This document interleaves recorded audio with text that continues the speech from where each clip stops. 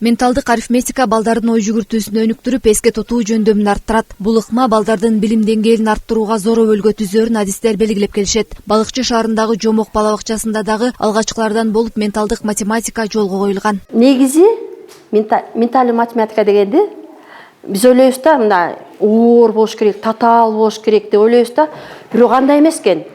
Муну кичинекей 4 жаштан баштап үйрөтсөк болот экен.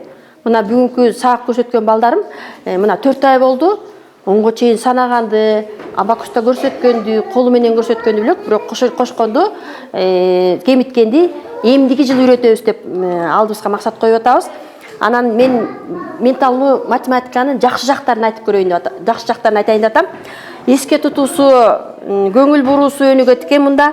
Анан чыгармачылыгы өтө жогорулайт экен.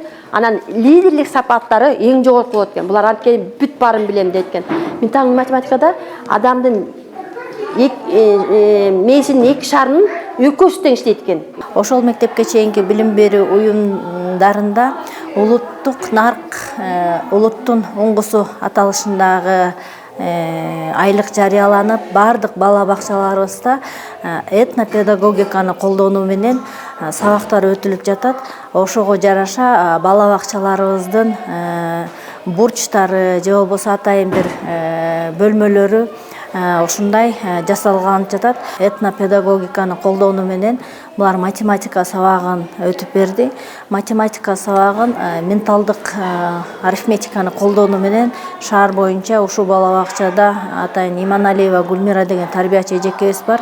3 жылдан бери менталдык арифметика боюнча иш алып барып жүрөт. Света Касымбекованын небереси дал ушул бала бакчада тарбияланат. Дүйнө жүзүнө тездик менен кулачын жайып жаткан менталдык математиканын бакчада жүзөгө ашып жатканы кубантарлык көрүнүш экендигин белгилейт. Мен балдардын бүгүн ушу Жомок садиктеги семинарга келип катышуучу апа катары семинар эң жогорку деңгээлде өттү. Ушу балыкчы шаары боюнча Жомок садиги менталдык арифметика боюнча алдыңкы садиктер экен, биринчи экен.